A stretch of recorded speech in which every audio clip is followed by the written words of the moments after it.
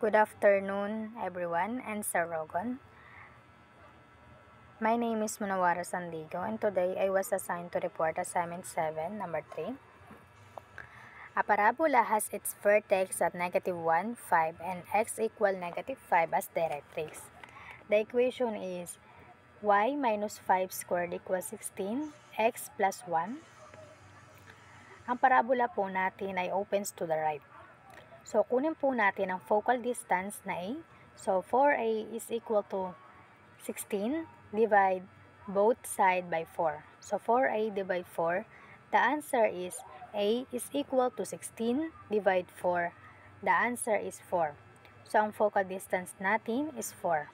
Then, kunin natin yung 2A. 2 times 4 equal 8. Vertex is -1, 5. Then, focus.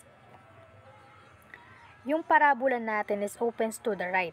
Makita natin ang focus sa right side ni vertex.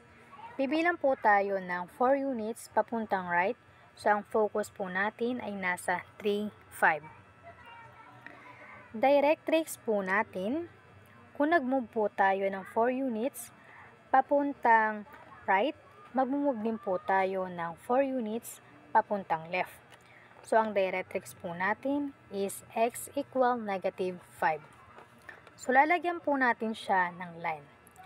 After that, kukunin po natin ang axis of symmetry na nasa y equal 5.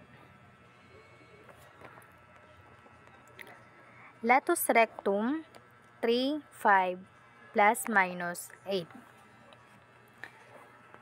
Latus rectum 1. Gamit ang 2A natin mula sa focus, mag-move po tayo ng 8 units papuntang pataas. So, ang latus rectum 1 natin is 3 and 13. Latus rectum 2 naman is mag-move din po tayo ng 8 units. The latus rectum 2 is 3, -3.